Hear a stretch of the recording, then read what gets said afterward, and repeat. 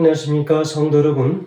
오늘은 제10과 강신술의 실체라는 주제로 함께 말씀의 은혜를 나누겠습니다. 말씀 나누기 전에 함께 기도하겠습니다. 하늘에 계신 아버지 하나님, 이 시대의 마지막에 우리가 반드시 알아야 할 사단의 대기만적 전술, 바로 강신술이 무엇인지를 말씀을 통하여 저희 깨닫기를 원합니다. 그래서 하나님을 바로 믿고 또 주님 오시는 그날 마지막 때에 있을 여러 미혹과 혼란으로부터 하나님의 백성들, 우리 모두가 다 보호받고 주님의 재림의 현장에 함께 있기를 원합니다. 저희에게 말씀의 은혜를 허락하셔서 바로 깨닫고 깨달은 대로 실천하며 사는 바른 믿음을 가진 하나님의 백성들 되게 하시기를 예수님의 이름으로 기도합니다. 아멘. 저는 지난 4월부로 필라 중앙교회에서의 8년의 목회를 마치고 이곳 텍사스 오스틴에 새로운 교회 개척을 위하여 부임하게 된 김경선 목사라고 합니다. 이곳에서 함께 하나님을 섬기며 우리 모든 성도님들과 함께 또 귀한 말씀을 나눌 수 있는 은혜를 제게 주신 것을 인하여 또한 감사를 드립니다. 이 강신술의 실체라는 말씀의 제목을 다루면서 특별히 성경적인 죽음에 대한 바른 정의를 이해하고 마지막 시대에 오는 유혹들에 미혹되지 않도록 준비함으로써 우리가 성도의 인내와 믿음으로 하나님을 경배하며 오직 말씀에 순종하고 신뢰할 때에만 사단의 속임수로부터 승리할 수 있음을 우리는 이 공과를 통하여 깨달아야 할 것입니다. 우리가 말씀 나누기 전에 기억절의 말씀 함께 봉독하겠습니다. 데살로니가전서 4장 16절 17절 말씀입니다. 함께 말씀 봉독하시겠습니다.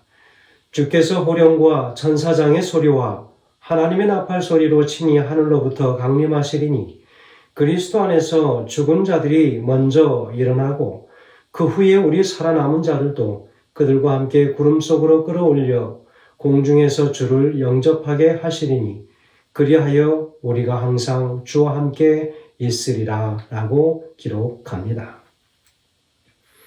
사망 선고를 받고 죽은 줄 알았던 사람이 갑자기 살아난 일들이 있는데 우리는 이것을 오늘 서론에서 이야기하는 것처럼 임사체험이라고 이야기합니다. 거의 죽음 근처에 갔었던 경험이라고 말하지요. 죽은 줄 알았던 사람이 갑자기 어느 날 살아나서 죽었었던 그 상태에 자신이 경험한 그 일들을 간증하는 일들을 종종 보게 되지 않습니까? 그래서 그들의 대부분의 증언은 과거에 죽었던 사람들을 만나고 왔다는 이야기, 거기에는 죄 지은 사람들이 아주 심하게 지옥불 곁에서 고통을 당하고 있다고 하는 그런 등등의 이야기들을 하는 것을 우리는 종종 목격합니다. 항상 그것은 성경의 말씀과는 반대의 증언들을 하고 있다고 하는 공통점이 있습니다. 사단이 말하는 이 시대에 마지막에 사용하는 전술, 바로 그것을 강신술이라고 이야기합니다. 강신술의 시작은 최초로 에덴 동산에서 뱀이 하와를 유혹하면서 하와에게 말하기를 창세기 3장 4절의 말씀처럼 너희가 결코 죽지 아니하리라 라고 거하는 거짓말로 시작되었습니다. 그래서 이로 인해서 아주 허무맹랑한 여러 가짜 영매술들이 등장하게 되는 배경이 되기도 하였습니다. 그래서 이 한 주의 교과의 목적은 사단의 마지막 때의 미혹에 대한 우리의 유일한 안전책은 그리스도와의 인격적인 관계와 성경의 가르침에 대한 기반을 두는 것임을 오늘 우리는 이해해야 할 것입니다. 우리 개인의 생각과 감정이 아닌 성경의 말씀에 근거하여 성경이 말하는 죽음이 무엇인지를 분명하게 확인하는 시간을 갖게 되기를 간절히 소망합니다. 자, 그러면 이럴 소재에는 강신술의 치명적인 결과가 무엇인가라고 하는 이 제목을 다루고 있습니다. 여러분, 강신술이 무엇입니까? 이 강신술은 하나님의 영, 다시 말하면 성령을 끌어내리려고 하는 행위로 볼 수 있습니다. 그래서 끌어내린다라고 할 때 한자로 내릴 강 이렇게 사용합니다. 그래서 내릴 강자에 하나님 신자를 쓰면 강신이 되는 것입니다. 신을 영으로 내린다고 할 때 강신이라고 이야기하지요. 그래서 영매들이 사단의 영을 끌어들여서 사람들을 속이는 기술을 강신술이라고 그렇게 이야기합니다. 그런데 죽은 자들이 생전의 모습과 똑같은 모습으로 나타나기도 하고 여러 가지 숨겨진 개인의 사실들을 알아내기 때문에 사탄의 정체를 알지 못하면 반드시 그 속임수에 빠지게 되어 있습니다. 역사의 마지막에 사단이 활용할 히든 카드, 그 마지막 그 작품이 무엇이냐면 강신술이라고 하는 것입니다. 이 강신술의 기초가 무엇이냐면 사람이 죽으면 몸으로부터 영혼이 분리되어서 천당으로 가든지 지옥으로 가든지 할 것이라고 하는 생각에 바탕을 두고 있습니다. 거기에서부터 강신술은 시작되는 것이죠. 그래서 그 사상을 믿고 강신술을 하는 사람에게 가서 죽은 누구를 불러내 달라고 하면 그래서 때때로 대화도 하게 되는 것입니다. 그 강신술에 걸려 들어가는 처음에는 죽은 가족이나 친구를 만나게 되는데 그 횟수가 길어지다 보면 아주 깊이 들어가다 보면 결국 사단이 노골적으로 드러나게 되어 있다고 하는 것입니다. 제 한 간증을 드립니다. 제가 고2 때 저희 둘째 형이 우연한 사고로 인하여 경북 합천이라고 하는 곳에서 합천댐에서 휴가를 보내다가 불의의 사고로 바위에 머리를 부딪히고 또 물에 떨어지면서 심장마비로 죽게 되었습니다. 그래서 사인은 뇌진탕과 심장마비였습니다. 그런데 저는 제 아버지가 제가 어렸을 때 돌아가셨기 때문에 저희 가정은 작은아버지의 의견이 상당히 중요시 여기는 그런 집이었습니다. 그래서 작은아버지의 고집으로 물에 빠져 죽은 사람의 영혼은 물속에서 나오지 못하기 때문에 반드시 건져 주어야 된다라고 하는 이야기를 하는 것입니다. 그래서 물에 빠져 죽은 사람은 반드시 무당을 통하여 혼백을 물에서 건져내 주어야지 모든 가정의 일들이 잘 된다라고 하는 그런 주술적 이야기를 하는 것이었습니다. 그래서 무당을 불러서 그 물가에 가서 모든 사람들이 보는 데서 그 의식을 행했습니다. 그 무당과 함께 펄쩍펄쩍 뛰던 사람에게 저의 형의 혼이 들어가는 것입니다. 그래서 갑자기 그 사람이 우리 동네에 있었던 사람들의 이름을 줄줄줄 다 꿰는 것입니다. 그리고 갑자기 저희 어머니에게 미안하다라고 하면서 엄마 미안해 할 때 여러분 그때 그 소리를 들은 그 자식을 잃은 부모의 마음이 어떻겠습니까? 그때 저희 어머니는 교회에 나가시는 그런 때였지만 그러나 믿음이 그렇게 깊지 않았던 것으로 보여집니다. 그리고 자기의 물건들을 누구누구에게 나눠주라고 이야기해요. 그리고 그대로 하고 형의 유품 중에 시계를 다른 분에게 주기로 했는데 제가 그걸 달라고 하여서 제가 찾습니다. 그런데 어느 날 학교에서 누군가가 제 시계를 훔쳐간 것입니다. 그래서 저마저도 믿음이 없었을 때였기 때문에 정말로 그 무당의 말대로 해야 했었는가라고 하는 생각을 하게 되는 것입니다. 기가 막히지 않습니까? 제 어머니가 그 후에 말씀하시기를 야, 그 무당이 정말 용하지 않냐라고 제게 이야기하시는 거예요. 형을 불러내고 형이 어떻게 그 무당이 무엇을 알아서 형이 아는 사람을 다 줄줄 사람들의 이름을 다 이야기하고 그러니 여러분 사람들이 이렇게 속아 넘어가지 않겠습니까?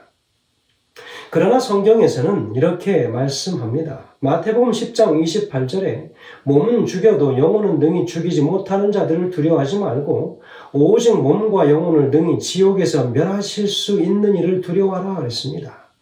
12 제자들을 파송하시면서 어떤 육신적 핍박이 있어도 두려워하지 말라고 이야기하시며 진정으로 하나님을 두려워하라고 당부하고 있습니다. 신명기 18장 11절에서는 진언자나 신접한 자나 박수나 초혼자들을 다 몰아내야 했습니다. 그리고 레위기 20장 27절에서도 이야기하기를 남자나 여자가 신접하거나 박수가 되거든 반드시 죽일지니 곧 돌로 그를 치라 그 피가 자기에게로 돌아가리라 라고 가혹하게 하나님처럼 보일지라도 하나님 외에 우상을 섬기는 거짓 신에 대해서는 철저하게 징벌하라고 말씀하셨습니다. 여러분, 출애굽기 20장 3절에서는 10계명 중 첫 번째 계명에서 나머지 9계명을 이야기하기 전에 제일 먼저 전제한 것이 무엇이냐면 나 외에는 다른 신들을 내게 있게 말지니라 라고 하는 그 말씀으로 분명히 못을 박으셨습니다. 이 말씀을 전제로 한 후에 9가지의 계명들을 다시 주시는 것을 봅니다. 우리는 이 주술 행위는 하나님이 너무 미워하시는 것이고 사단이 하나님의 백성들을 미혹하기 위하여 마련한 거짓 예배라고 하는 것을 쉽게 알 수 있습니다. 이 정도면 우리가 믿음이 연약한 그리스도인들과 세상 사람들을 사로잡기에 충분한 계략처럼 보이지 않습니까? 그러나 이 모든 행위들은 하나님의 말씀을 인하여 사람이 죽으면 반드시 살아있다는 사상에 기초한 행위들이라고 하는 사실을 우리가 기억해야 할 것입니다. 성경은 분명하게 사람이 죽으면 아무것도 모른다고 했습니다. 그리고 아무것도 아닌 호흡이 끊어진 이 죽음 그 자체라고 가르치고 있습니다. 전도서 9장 5절에 이야기하기를 죽은 자는 아무것도 모르며 다시는 상도 받지 못하는 것은 그 이름이 잊혀진 바 됨이라 라고 했습니다. 욥기 7장 9절에서는 구름이 사라져 없어진 같이 음부로 내려가는 자는 반드시 올라오지 못할 것이니 라고 이야기하고 있습니다. 그리고 성경에서는 그런 주술 행위를 하는 것은 얼마나 바보 같은 일이라고 하는 사실을 분명하게 우리에게 알려주고 있지 않습니까?